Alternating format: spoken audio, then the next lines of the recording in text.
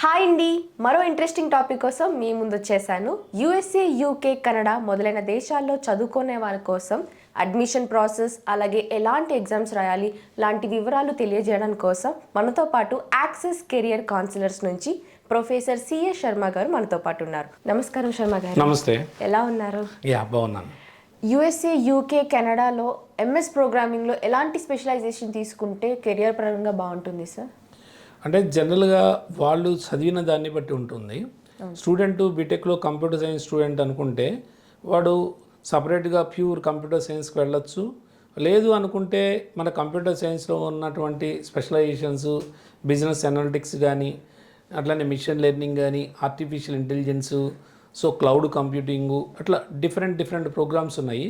So దానిలో ఏది తీసుకున్నా సరే బాగానే ఉంటుంది.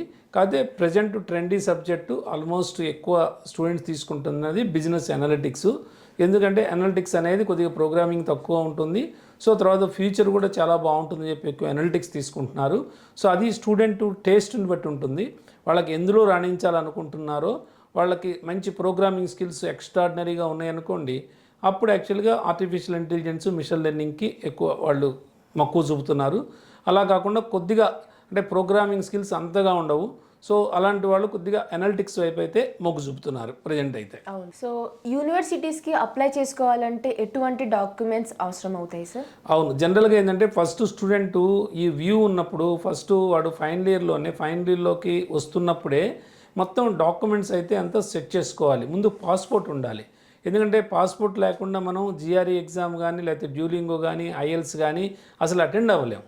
సో దానివల్ల ఏంటంటే మనకి అప్పటికప్పుడు మళ్ళీ పాస్పోర్ట్ అప్లై చేసుకోవటం, మళ్ళీ అది టైము, మళ్ళీ లేదంటే తత్కాల్ మళ్ళీ ఎక్కువ అమౌంట్ పెట్టుకోవడం, ఇవన్నీ కాకుండా ఎప్పుడైతే బీటెక్ స్టూడెంట్ థర్డ్ ఇయర్కి వస్తాడో అప్పుడే అన్నీ కూడా ఈ పాస్పోర్ట్ అప్లై చేసుకోవడం ఇవన్నీ పెట్టుకుంటే తర్వాత ఫోర్త్ ఇయర్కి ఎంటర్ అవ్వగానే సో ప్రాసెస్ స్టార్ట్ చేసుకోవాలి. అంటే ఆల్మోస్ట్ సర్టిఫికెట్స్ అన్నీ ఉంటాయి కాబట్టి జనరల్గా మనం చదివే యూనివర్సిటీలో కానీ, లేకపోతే ఎఫిలేటెడ్ కాలేజీలో కానీ, ఆ చదివే కాలేజీలో బానిఫైడ్ ఒకటి తీసుకోవాలి. అంటే కోర్సు కంప్లీటెడ్ సర్టిఫికేట్ ఒకటి తీసుకొని దాంతోపాటుగా ఎల్ఓఆర్స్ కావాలి, లెటర్ ఆఫ్ రికమెండేషన్స్ అని చెప్పి.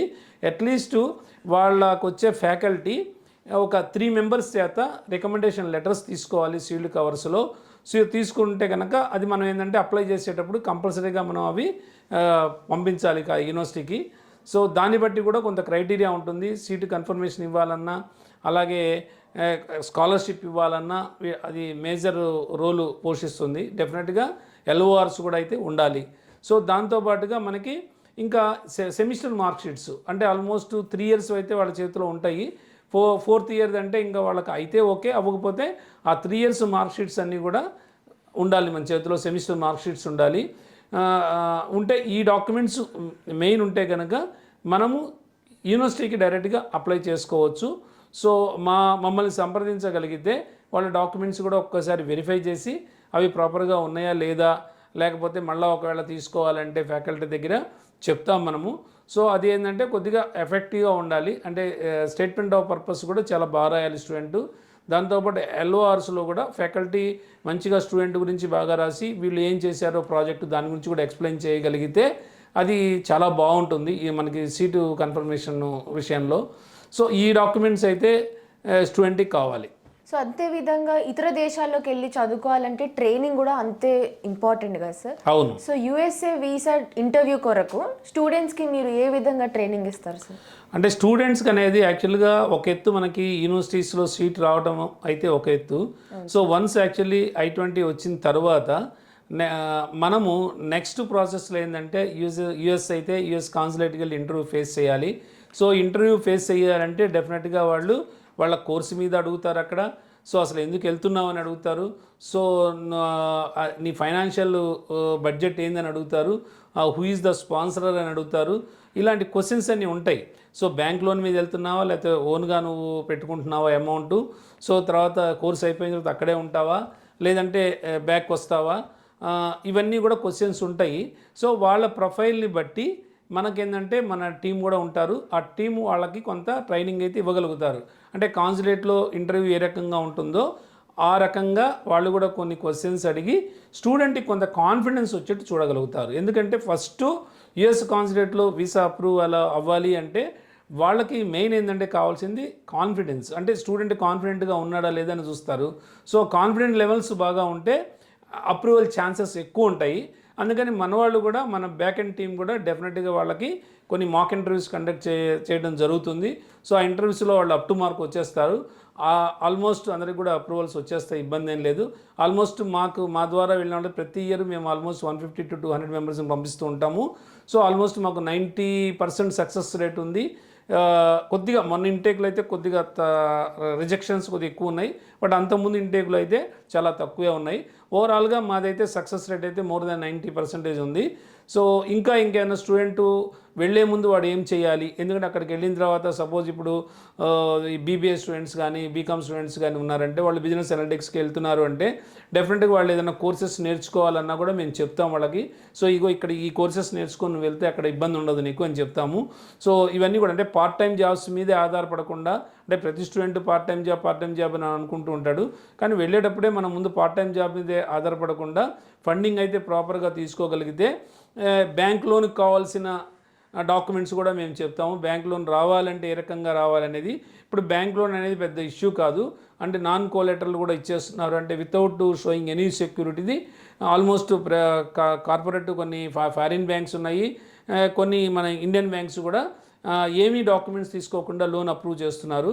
అంటే లివింగ్కి అక్కడ ఇస్తున్నారు, అట్లానే కోర్సు ఫీజు ఇస్తున్నారు.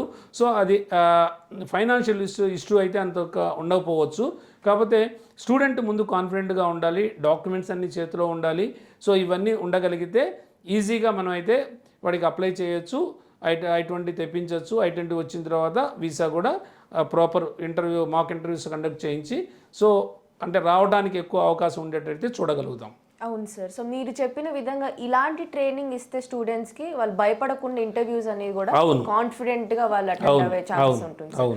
సో బేసిక్గా స్టూడెంట్స్ ఎవరు కాదు ఇండివిజువల్గా కాకుండా మీ ద్వారా యూనివర్సిటీకి అప్లై చేసుకోవడం వల్ల కలిగే ప్రయోజనాలు ఏంటి సార్? అంటే జనరల్గా స్టూడెంట్స్కి ఏంటంటే డైరెక్ట్గా అప్లై చేసుకోవచ్చు, అది ఇబ్బంది ఏం లేదు.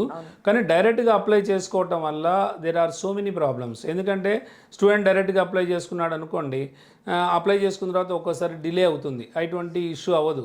సో I-20 ఇష్యూ అవ్వకపోతే వాడు ఎవరికి కాల్ చేయాలో తెలియదు, ఏం చేయాలో తెలియదు, మెయిల్స్ పెడుతూ ఉంటారు, ఒక్కోసారి రెస్పాన్స్ రాకపోయినా ఇబ్బంది అవుతుంది. సో సపోజ్ మా ద్వారా చేశారనుకోండి, I-20 మనం ఇచ్చే టైం ఏంటంటే ఆల్మోస్ట్ 45 days ఇస్తాం మ్యాక్సిమం. అంటే మనం ఆల్రెడీ అప్లై చేసిన తర్వాత యూనివర్సిటీకి 45 days లోపు I-20 100% స్టూడెంట్కి వస్తుంది.